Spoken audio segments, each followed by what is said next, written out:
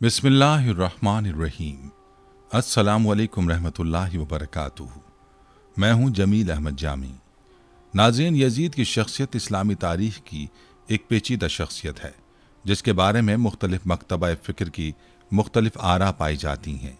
याद रहे कि यजीद बिन मुआविया के दौर में इस्लामी तारीख़ के इंतहाई अफसोसनाक वाक़यात पेश आए हैं, जिनमें से सर फहरिस्त करबला का वाक़या और हज़रत इमाम हुसैन रज़ी अल्लाह अन्हु की शहादत है।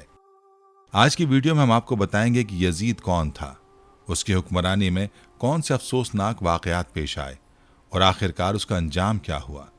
यजीद के बेटे मुआविया बिन यजीद का वाक़या भी आपको बताएंगे और ये भी बताएंगे कि यजीद के बारे में उसके बेटे की राय क्या थी। यजीद के बारे में मुकम्मल हक़ाइक़ जानने के लिए वीडियो को आपने मुकम्मल देखना है और स्किप करने की कोशिश नहीं करनी। नाज़रीन, आपको बताते चलें कि यजीद का मुकम्मल नाम यजीद बिन मुआविया था और यजीद का नस्ब नामा यूं मनकूल है: यजीद बिन मुआविया बिन अबू सुफियान बिन हर्ब बिन उमयुल उमवी अल दमिश्की।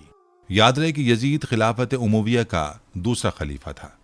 रिवायात के मुताबिक उसकी विलादत 23 जुलाई 645 ईस्वी को उस्मान बिन अफ़्फ़ान की खिलाफत में हुई। उसकी माँ का नाम मैसून था और वो शाम की कलबीहा कबीले की मसीही खातून थी। उसने अमीर मुआविया के बाद 680 ईस्वी से 683 ईस्वी तक मसनद खिलाफत संभाला। नाज़रीन, यजीद वो बदबख्त हुक्मरान था जिसके दौर में सानह करबला में नवासा रसूल सल्लल्लाहु अलैहि वसल्लम हुसैन इब्न अली शहीद किए गए।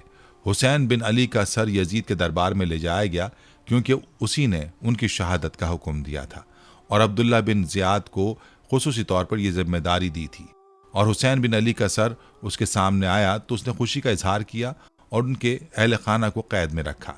उसी के दौर में अब्दुल्ला इब्न हंजला की तहरीक को कुचलने के लिए मदीना में कत्लेआम हुआ और अब्दुल्ला इब्न जुबैर के खिलाफ लड़ाई में काबे पर संगबारी की गई।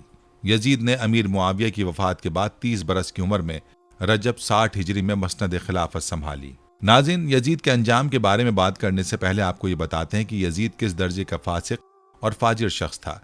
मुख्तलिफ मकतबा फ़िक्र के लोगों का यजीद के बारे में क्या मौक़िफ़ है। नाज़रीन, आपको बताते चलें कि यजीद पर इल्ज़ामात हैं कि उसने वाली मुल्क होकर ज़मीन पर फसाद फैलाया, हरमैन तय्यबैन और ख़ुद काबा मुअज़्ज़मा और रोज़ा तय्यबा की सख्त बेहुरमतियाँ की, मस्जिद करीम में घोड़े बांधे और उनकी लीद और पेशाब मिंबर अथर पर पड़े। 3 दिन मस्जिद नबवी सल्लल्लाहु अलैहि वसल्लम बेअज़ान नमाज रही। मक्का, मदीना और हिजाज में हज़ारों सहाबा और ताबईन बेगुनाह शहीद किए गए। काबा मुअज़्ज़मा पर पत्थर फेंके, गिलाफ शरीफ फाड़ डाला और जला दिया। मदीना तय्यबा की पाक दामनी पारसाई 3 शबाना रोज अपने खबीस लश्कर पर हलाल कर दी। रसूलुल्लाह सल्लल्लाहु अलैहि वसल्लम के जिगर पारे को 3 दिन बे आब दाना रखकर प्यासा ज़िबाह किया। मुस्तफ़ा सल्लल्लाहु अलैहि वसल्लम के गोद के पाले हुए तने नाज़नीन पर शहादत के बाद घोड़े दौड़ाए, यहाँ तक कि तमाम इस्तख़वान मुबारक चूर हो गए। सर अनवर जो कि मोहम्मद सल्लल्लाहु अलैहि वसल्लम का बोसा गाह था, काट कर नेज़े पर चढ़वाया और मंजिलों फिराया। अहले बैत कैद किए गए और बेहुरमती के साथ उस खबीस के दरबार में लाए गए। नाज़रीन, इससे बढ़कर क़ताए रहम और ज़मीन पर फसाद क्या होगा और इससे बड़ा जुल्म और फस्क व फुजूर और क्या होगा। और यही वजह थी कि उसका अंजाम ऐसा इबरतनाक हुआ कि दुनिया ने उसका तमाशा किया और उसका अंजाम ता क़यामत लोगों के लिए निशान इबरत बनकर रह गया। नाज़रीन, यजीद का अंजाम क्या होगा, हम आपको इसके अंजाम के बारे में भी बताएंगे।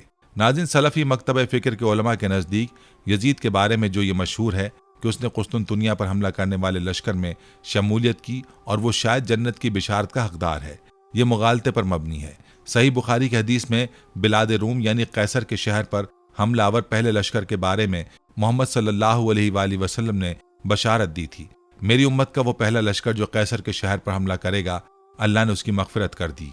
बरेलवी मकतब फ़िक्र के नज़दीक दर हकीकत बिलाद रोम कैसर के शहर मदीना कैसर या बिलखुसूस कुस्तुनतुनिया पर हमला करने वाले पहले लश्कर में यजीद शामिल नहीं हुआ। तारीख़ इस्लाम की मुस्तनद और मकबूल तरीन कुतुब जिनमें अल बदाया वन नहाया, अल कामिल फ़िल तारीख़, तारीख़ इब्न खुल्दून, तारीख़ बगदाद और तारीख़ दमिश्क वगैरह में मनकूल है कि बिलाद रूम यानी कैसर रूम के शहर मदीनतुल कैसर पर पहला हमला 42 हिजरी में हुआ और दूसरा हमला 43 हिजरी में हुआ और इस्लामी लश्कर कुस्तुनतुनिया पर भी हमलावर हुआ।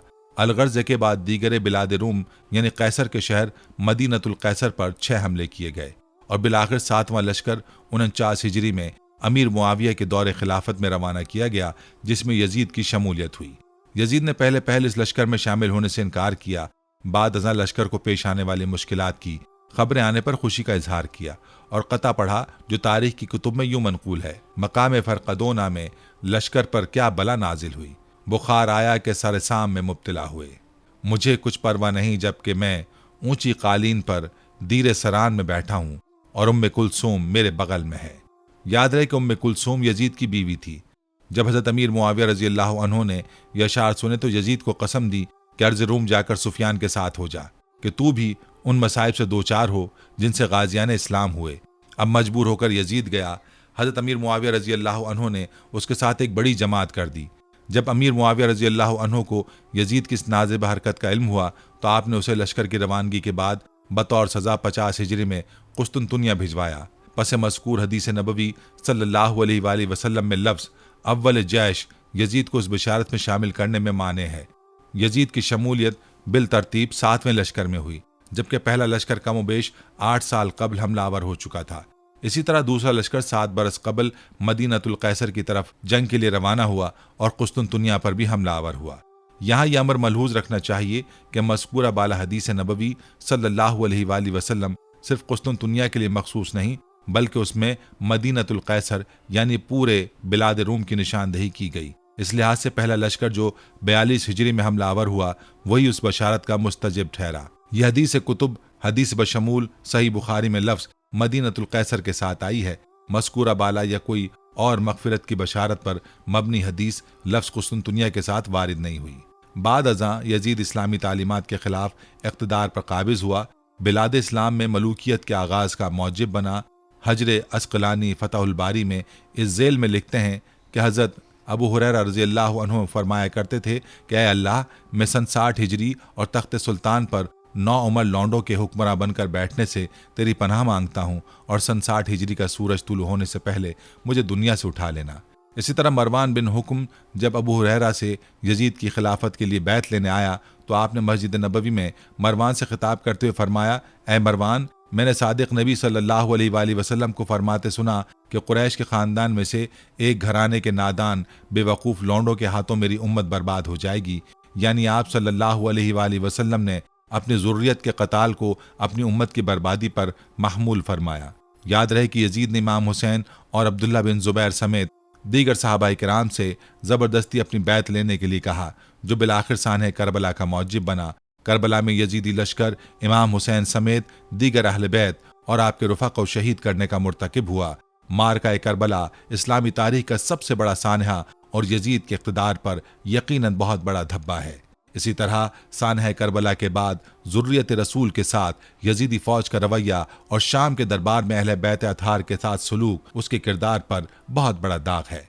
बाद अज़ां जब सानह करबला के नतीजे में अहले हिजाज ने यजीद की बैत तोड़ दी तो वो मदीना मुनव्वरा और मक्का मुअज़्ज़मा पर हमले का मुर्तकिब हुआ और वाक़या हुर्रा के दौरान अपनी अफ़वाज के ज़रिए मक्का मुअज़्ज़मा पर पत्थरों की बारिश की और खाने काबा की छत को जला दिया, मुक़द्दस मकामात की बेहुरमती की और हज़ार अफराद को शहीद किया, जिनमें बहुत से सहाबाए किराम भी शामिल थे। इसके अलावा मुआसिरीन और मौरख़ीन ने यजीद को एलानिया गुनाह कबीरा के इर्तिकाब, ज़िना, शराब नोशी, तर्क नमाज वगैरह और आम्मतुन्नास को उसकी तरफ माइल करने की वजह से उसे फासिक व फाजिर करार दिया। जैसा कि इमाम इब्न कसीर अल-बदाया वन निहाया में नकल करते हैं, यजीद के किरदार में जो बुराइयां थीं उनके बारे में बयान किया जाता है कि वो शराब पीता था, फवाहिश की इत्तिबा करता था और नशे में गर्क होने की वजह से वक्त पर नमाज न पढ़ता था। इसी वजह से अहले मदीना ने उसकी बैत से इनकार पर इत्तफाक कर लिया और मिंबर नबवी के करीब उसकी बैत तोड़ दी। नाज़रीन, रवायात में आता है कि उमर बिन अब्दुल अजीज़ रहमहुल्लाह यजीद को अमीरुल मोमिनीन कहने से सख्ती से मना करते थे और आपने एक शख्स को इस बिना पर 20 कोड़ों की सज़ा दी क्योंकि उसने यजीद को अमीरुल मोमिनीन के लफ्ज़ से याद किया था। नाज़रीन, हम आगे चलकर आपको ये भी बताएंगे कि ताबईन, मुहद्दिसीन और उलमाए किराम का यजीद के बारे में मजीद क्या अक़वाल हैं। लेकिन पहले आपको बताते हैं कि उस बदबख्त का अंजाम क्या हुआ, उसकी मौत कैसी इबरतनाक थी। नाज़रीन, यजीद के बारे में कहा जाता है कि वो निहायत मोटा, बदनुमा, बदखल्क, बुरी आदतों वाला, फासिक, फाजिर, शराबी, बदकार, जालिम, बेअदब, गुस्ताख था। उसकी शरारतें और बेहूदगियां ऐसी थीं जिनसे बदमाशों को भी शर्म आए। उस मलून ने मदीना तैयबा और मक्का मुकरमा की बेहुरमती कराई। हजरत अबू दरदा रज़ी अल्लाह अन्हु से रिवायत है कि हुजूर नबी करीम सल्लल्लाहु अलैहि वसल्लम ने फरमाया, मेरी सुन्नत को पहले बदलने वाला बनी उमैया का एक शख्स होगा जिसका नाम यजीद होगा। रिवायात में आता है कि 59 हिजरी में हजरत अबू हुरैरा रज़ी अल्लाह अन्हु ने दुआ की कि या रब्बे अज़्ज़वजल, मैं तुझसे पनाह मांगता हूँ कि 60 हिजरी के आगाज और लड़कों की हुकूमत से। इस दुआ से मालूम होता है कि हजरत सैयदना अबू हुरैरा रज़ी अल्लाह तआला अन्हु जो हामिल असरार थे, उन्हें मालूम था कि 60 हिजरी का आगाज लड़कों की हुकूमत और फितनों का वक्त है।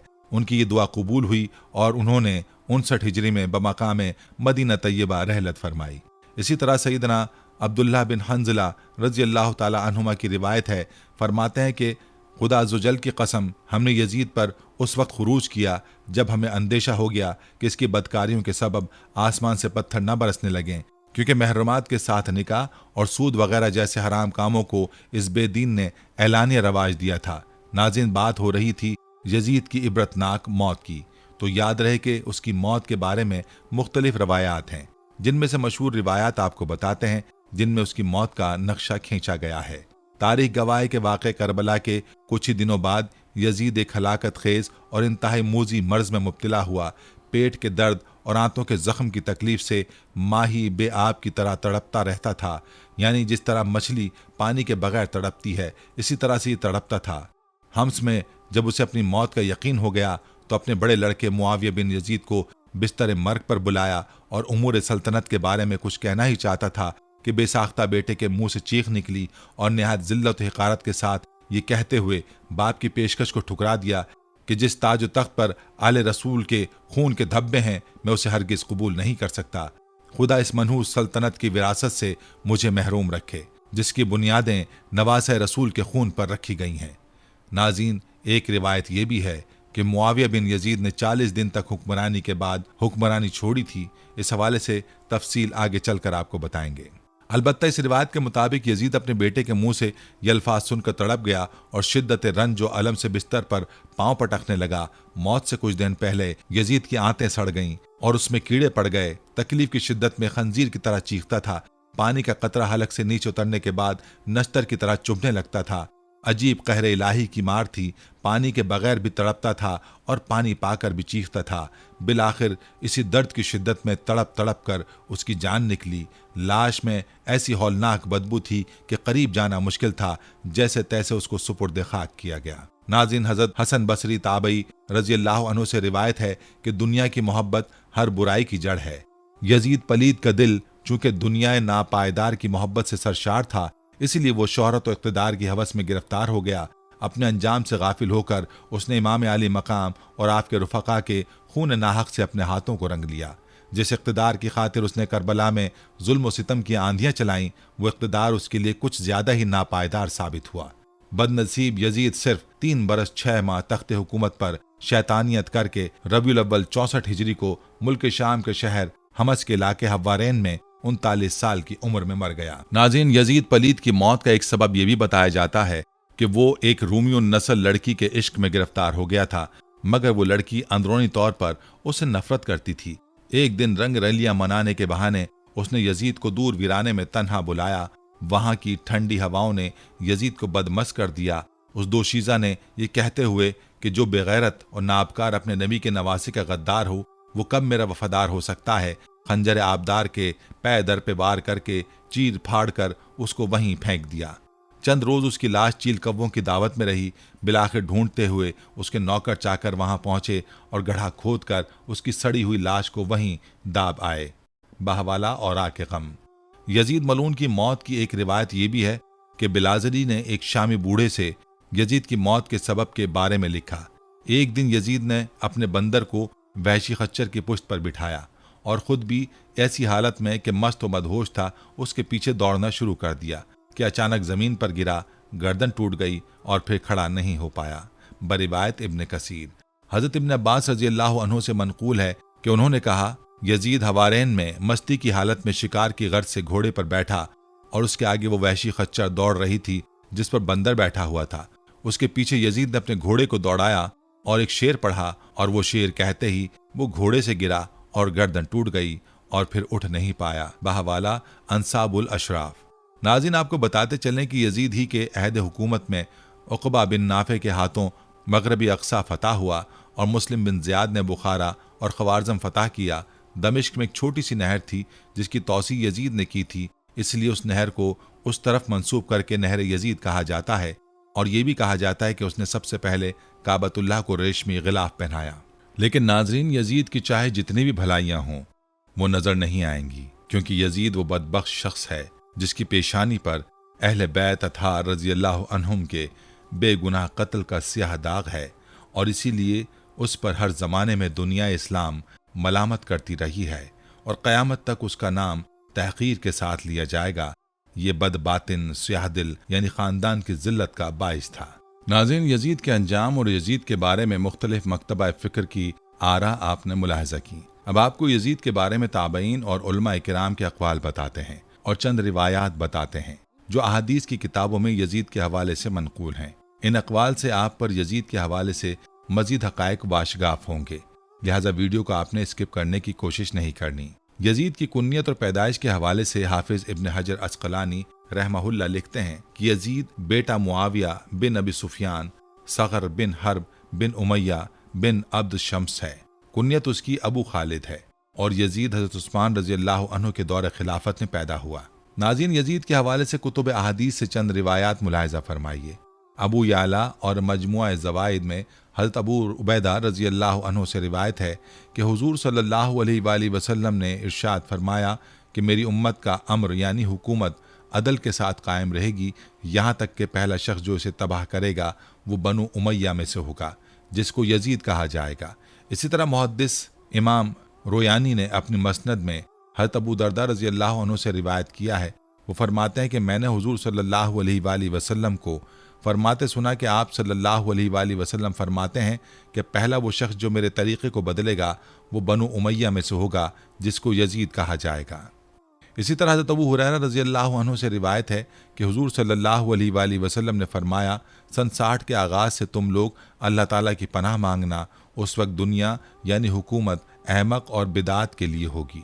बहवाला ख़साइस कुबरा जिल्द 2। इस हदीस की तशरीह में अल्लामा काजी सनाउल्लाह पानीपती फरमाते हैं कि छोकरों और अहमकों की हुकूमत से मुराद यजीद की हुकूमत की तरफ इशारा है। नाज़रीन, ये थी यजीद के बारे में चंद रिवायात। यजीद के बारे में जय्यद ताबीन के अक़वाल क्या हैं, ज़रा गौर से मुलाहिज़ा फरमाइए। हज़रत अब्दुल्लाह बिन हंज़ला रज़ियल्लाहु अन्हु फरमाते हैं कि खुदा ताला की कसम, हम यजीद के ख़िलाफ़ उस वक्त खड़े हुए जब हमें ये खौफ लाहक हो गया कि उसकी बदकारियों की वजह से हम पर आसमान से पत्थर न बरस जाएं, क्योंकि ये शख्स यानी यजीद माँओं, बेटियों और बहनों के साथ निकाह जायज़ करार देता और शराब पीता और नमाजें छोड़ देता था, नाउज़ुबिल्लाह। इसी तरह हज़रत मुंज़िर बिन ज़ुबैर रज़ियल्लाहु अन्हु ने अलल ऐलान लोगों के सामने कहा, बेशक यजीद ने मुझे 1 लाख दिरहम का इनाम दिया, मगर उसका ये सुलूक मुझे इस अम्र से बाज नहीं रख सकता कि मैं तुम्हें उसका हाल ना सुनाऊं। खुदा की कसम, वो शराब पीता है और उससे इस कदर नशा हो जाता है कि वो नमाज तर्क कर देता है। नाज़रीन, इब्न कसीर की रिवायत है कि हज़रत अब्दुल्लाह बिन ज़ुबैर रज़ियल्लाहु अन्हु फरमाते हैं कि खुदा की कसम, बिलाशुबा उन्होंने ऐसे शख्स को कत्ल किया जो कायमुल लैल और साइमुन नहार थे, जो उनसे उन उमूर के ज़्यादा हकदार थे और अपने दीन और फजीलत और बुजुर्गी में उनसे बेहतर थे। खुदा की कसम, वो कुरान मजीद के बदले गुमराही फैलाने वाले ना थे। अल्लाह ताला के खौफ से उनकी मजलिसों में जिक्र इलाही के बजाय शिकारी कुत्तों का जिक्र होता था। ये बातें उन्होंने यजीद के मुताल्लिक कही थी, बस अनकरीब ये लोग जहन्नुम की वादी गई में जाएंगे। इसी तरह मारूफ ताबी नौफल बिन अबू नसरत ने फरमाया, मैं पहली सदी के मुजद्दिद हज़रत उमर बिन अब्दुल अजीज़ के पास था। बस एक शख्स ने आकर यजीद का तज़किरा करते हुए उसको यूँ कहा, अमीरुल मोमिनीन यजीद बिन मुआविया। ये सुनना था कि हज़रत उमर बिन अब्दुल अजीज़ रज़ियल्लाहु अन्हु गज़बनाक होकर फरमाने लगे, तू यजीद को अमीरुल मोमिनीन कहता है। फिर आपके हुक्म पर उसको 20 कोड़े मारे गए। नाज़रीन, ताबईन के इन अक़वाल से यजीद की शख्सियत के बारे में बयान किए गए हक़ाइक़ की मज़ीद तस्दीक होती है और यजीद का किरदार वाज़े होता है कि वो किस दर्जे का बदकिरदार शख्स था। नाज़रीन, हमारा यहाँ आपसे सवाल है कि आप यजीद के बारे में क्या मौक़िफ़ रखते हैं, उस पर लानत करनी चाहिए या नहीं। अगर आप यजीद को मलून समझते हैं तो फिर अभी ही कमेंट में यजीद पर लानत का एक जुमला ज़रूर तहरीर करें। नाज़रीन, यजीद पर लानत के हवाले से उलमा के चंद अक़वाल मुलाहिज़ा फरमाइए। इमाम जलालुद्दीन सयूती मुतवफ़ी 911 हिजरी में फरमाते हैं, अल्लाह ताला की लानत हो इमाम हुसैन रजी अल्लाह अन्हु के कातिल इब्न ज़ियाद और यजीद पर। इमाम हुसैन रजी अल्लाह अन्हु करबला में शहीद हुए और आपकी शहादत का किस्सा तवील है, दिल इस जिक्र का मुतहम्मिल नहीं हो सकता। इस तरह इमाम रब्बानी मुजद्दिद अल-अफ़सानी रहमहुल्लाह मुतवफ़ी 1043 हिजरी में फरमाते हैं, यजीद बेदौलत साहबा किराम में से नहीं, उसकी बदबख्ती में किसको कलाम है, जो काम उसने किए हैं कोई काफिर फरंगी भी ना करे। इसी तरह इमामुल मुहद्दिसीन हज़रत अल्लामा शाह अब्दुल अज़ीज़ मुहद्दिस दहलवी रहमहुल्लाह मुतवफ़ी 1239 हिजरी में फरमाते हैं, पस इनकार किया इमाम हुसैन रज़ी अल्लाह अन्हु ने यजीद की बैत से, क्योंकि वो फासिक, शराबी और जालिम था, और इमाम हुसैन रज़ी अल्लाह अन्हु मक्का शरीफ तशरीफ़ ले गए। इमाम ताहिर बिन अहमद बिन अब्दुल रशीद बुखारी मुतवफ़ी 542 हिजरी में फरमाते हैं कि यजीद पर लानत करने के बारे में इमाम अल्लामा क़वामुद्दीन अल सनारी अलैहिर्रहमा अपने वालिद से हिकायत बयान करते हैं कि यजीद पर लानत करना जायज़ है, और फरमाते हैं कि यजीद पलीद पर लानत करने में कोई हर्ज नहीं। इसी तरह इमाम अब्दुर्रहमान जामी अलैहिर्रहमा मुतवफ़ी 898 हिजरी में फरमाते हैं, यजीद पर 100 लानतें हों और भी। नाज़रीन, हमने मुख्तलिफ कुतुब से आपके सामने अहादीस और अक़वाल सहाबा किराम और उलमा इस्लाम के अक़वाल बयान किए। अब फैसला आप खुद ही फरमाएं कि हम अकाबरीन मुहद्दिस की बातें मानें या मौजूदा दौर के नाम नहाद मजहबी स्कॉलर्स की, जो कोट पतलून और टाई में मलबूस होकर अपने फ़लसफ़े दुनिया के सामने बयान करते हैं। नाज़रीन, हमें चाहिए कि हम अकाबरीन और मुहद्दिसीन की बातें मानें। यह आपको जाकिर नाइक के मौक़िफ़ के बारे में बताते चलें कि 2008 के अवाइल में डॉक्टर जाकिर नाइक ने अपने एक सवाल के जवाब में कहा कि करबला की जंग सियासी जंग थी। उसके बाद यजीद को रहमतुल्लाह अलैह कहा। उसकी वीडियो सीडी मकतबा फैज़ान अशरफ शहीद मस्जिद खारादर कराची में मौजूद है। जाकिर नाइक के अल्फाज पर पूरी दुनिया के उलमा किराम और मुफ्तियान किराम ने जाकिर नाइक को गुमराह और बेदीन करार दिया था। पहले तो जाकिर नाइक ने इस फतवे को कोई अहमियत ना दी, मगर जब पूरी दुनिया से उसके जवाब की मजम्मत की गई तो फौरन उसने कहा, जो फतवा मुझ पर लगाते हो वही फतवा हज़रत इमाम गज़ाली अलैहिर्रहमा पर भी लगाओ। यूँ महसूस होता है कि जाकिर नाइक ने हज़रत इमाम गज़ाली अलैहिर्रहमा का फतवा यजीद के मुतालिक सही पढ़ा और समझा ही नहीं है। लिहाजा इमाम गज़ाली अलैहिर्रहमा का यजीद के मुतालिक फतवा भी आपको बताए देते हैं। हुज्जतुल इस्लाम इमाम गज़ाली अलैहिर्रहमा का फतवा मुलाहिज़ा फरमाइए। फरमाते हैं कि अगर कोई पूछे कि इमाम हुसैन रज़ी अल्लाह अन्हु के कातिल और आपके कत्ल का हुक्म देने वाले पर अल्लाह ताला की लानत हो, कहना जायज़ है। हम कहते हैं कि हक बात यह है कि यूँ कहा जाए कि आप रज़ी अल्लाह अन्हु का कातिल अगर तौबा करके मरा है तो उस पर खुदा की लानत ना हो, क्योंकि ये एक एहतमाल है कि शायद उसने तौबा कर ली हो। नाज़रीन, अगर गौर करें तो इमाम गज़ाली अलैहिर्रहमा के फतवे से मुंदरजा झेल बातें साबित होती हैं। पहली बात होती है कि इमाम हुसैन रज़ी अल्लाह अन्हु का कत्ल नाहक था, लिहाजा साबित हुआ कि नाहक कत्ल करने वाले यजीद और यजीदी जालिम और कातिल थे, वरना कातिल पर खुदा की लानत जायज़ ना होती। दूसरी बात ये साबित होती है कि तौबा की कैद लगाना इमाम गज़ाली अलैहिर्रहमा के कमाल तक़वे की दलील है। तीसरी बात यह कि आपने पूरे फतवे में जाकिर नाइक की तरह मारका करबला को सियासी जंग करार नहीं दिया। चौथी बात यह कि आपने पूरे फतवे में जाकिर नाइक की तरह यजीद को रहमतुल्लाह अलैह नहीं कहा। पांचवी बात यह है कि यजीद और कातिलान हुसैन रज़ी अल्लाह अन्हु की तौबा कहीं से भी साबित नहीं। लिहाजा इमाम गज़ाली के फतवे के मुताबिक इमाम हुसैन रज़ी अल्लाह अन्हु के कातिल और आपके कत्ल का हुक्म देने वाले पर अल्लाह की लानत हो। हमने आपके सामने ताबईन और उलमाए उम्मत के यजीद के मुतालिक तासुरात पेश कर दिए। अगर अब भी कोई ज़बरदस्ती यजीद को रहमतुल्लाह अलैह अमीरुल मोमिनीन और जन्नती कहे तो उसे चाहिए कि वो ये दुआ करे कि अल्लाह मेरा हशर क़यामत के दिन यजीद के साथ फरमा। नाज़रीन, क्या आप में से कोई ऐसा है जो ये चाहे कि उसका हशर यजीद के साथ हो? कमेंट्स में ज़रूर बताइएगा। नाज़रीन, आपको यहाँ यजीद के बेटे और उसका ईमान अफरोज़ वाक़या बताते हैं। ये वाक़या भी ज़रा गौर से मुलाहिज़ा फरमाइए।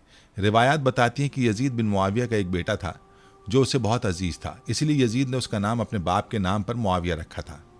वो चाहता था कि उस बच्चे की अपने मिजाज के मुताबिक तरबियत करे ताकि वो उसका हकीकी जानशीन बन सके।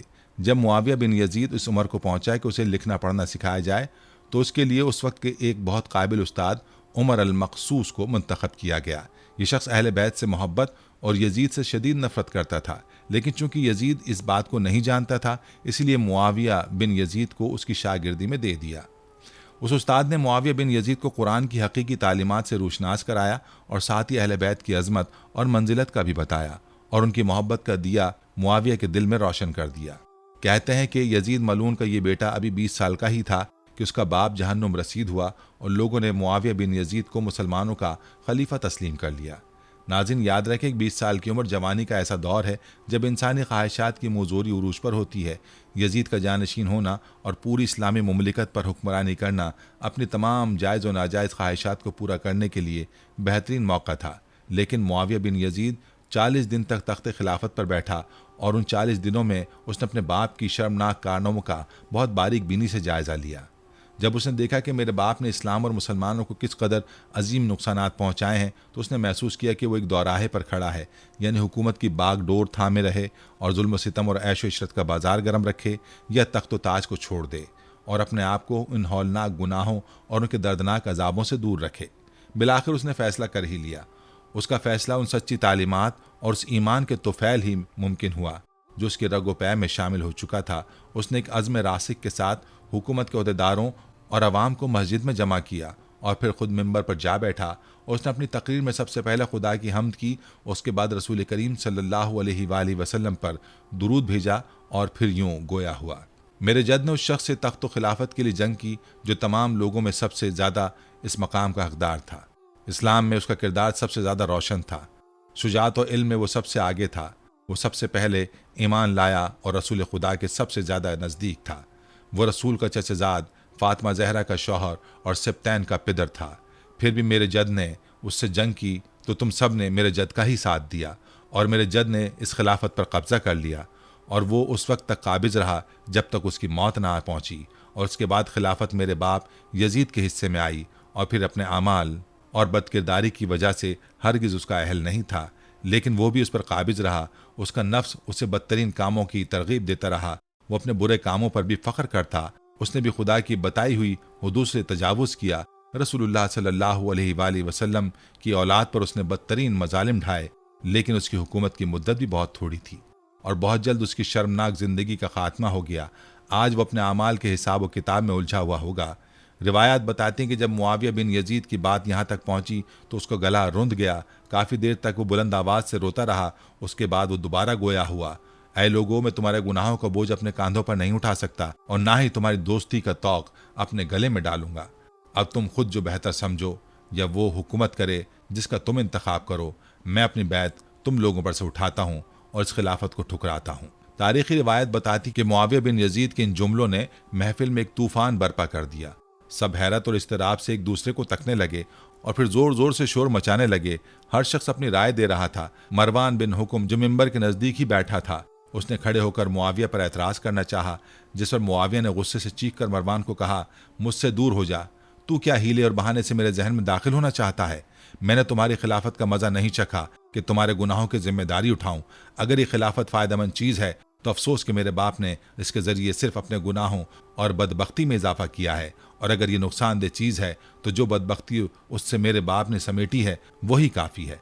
मैं अपने आप को इससे आलूदा नहीं करूँगा। ये कहकर वो ज़ारो क़तार रोने लगा और फिर मिंबर से नीचे उतर आया। नाज़रीन, मुआविया बिन यजीद का ये तारीख़ी वाक़या दो अहम पहलुओं की तरफ इशारा करता है।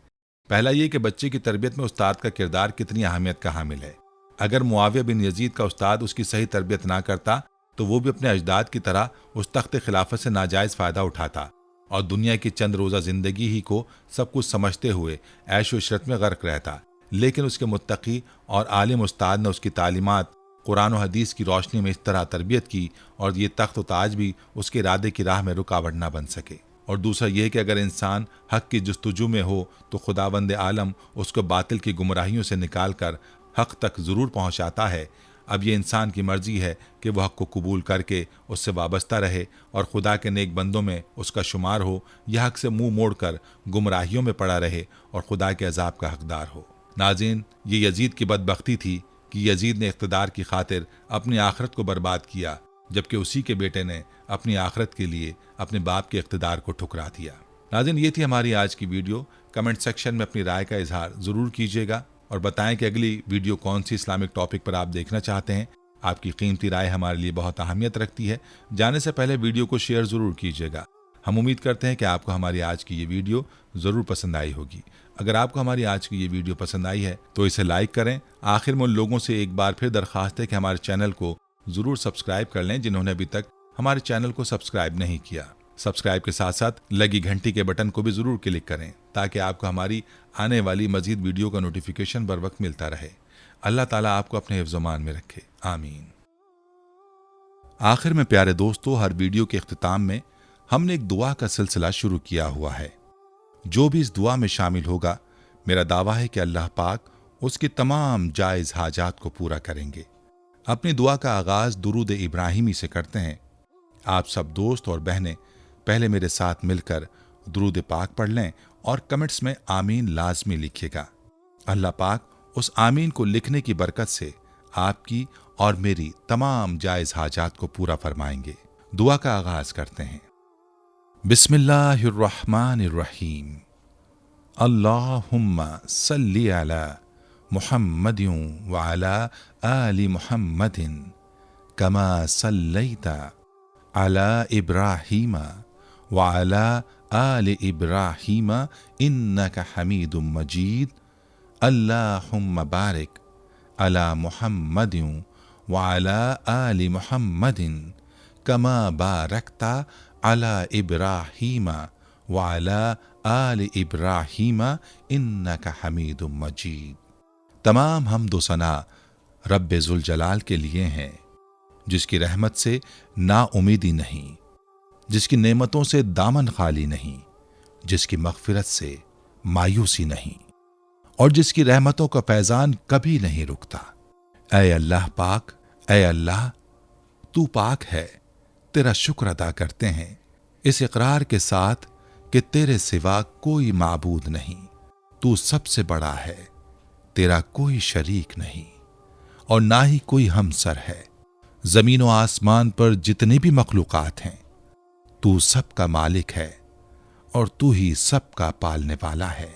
ऐ अल्लाह पाक, बिलाशुबा तू हमसे मोहब्बत करता है। यही वजह है कि तूने हमें ईमान की दौलत से नवाजा और हमें अपने महबूब सल्लल्लाहु अलैहि वालैहि वसल्लम का उम्मती बनाया। या अल्लाह, अपने प्यारे हबीब पाक सल्लल्लाहु अलैहि वालैहि वसल्लम के सदक़े हमारी जिंदगियों को पुरसुकून और आसान बना दे। या इलाही, हम सब के गुनाह मुआफ़ फरमा दे, हम सबको आबिद और सहर खेस बना दे, हम पर राज़े शौक़ आश्कार कर दे, हमें ग़ुलामी मुस्तफ़ा सल्लल्लाहु अलैहि वालैहि वसल्लम से सरफराज फरमा दे। हमारे दिलों की वीरान बस्ती को अपनी रहमत से आबाद कर दे और हमें उस रास्ते पर हमेशा कायम रख जो नबी पाक सल्लल्लाहु अलैहि वालैहि वसल्लम ने बतलाया है। या अल्लाह पाक, हम सबको सच्चे दिल से तौबा करने की तौफीक अता फरमा दे। ऐ रब्बे रहीम, हम गुनाहों की दलदल में डूब गए हैं, हम बदकारियों की मस्तियों में गिर पड़े हैं, हम मायूसियों के अंधेरों में भटक रहे हैं, रहमत इलाही से खुद ही रूठ गए हैं। ऐ अल्लाह, हम निदामत के आंसुओं से नाआशना हैं, हम एक सच्ची तौबा के तलबगार हैं। ऐ अल्लाह पाक, अपनी रहमत से हमें वो सच्ची तौबा अता फरमा। ऐ परवरदिगार, हमें हमारे वालिदैन को, हमारे अहल व अयाल को, हमारे आबा व अजदाद और हमारी आने वाली नस्लों को अपनी आफियत अता फरमा। हम सबको बेहिसाब रिज़्क़ अता फरमा, हम सबको हासिदों के हसद से बचा।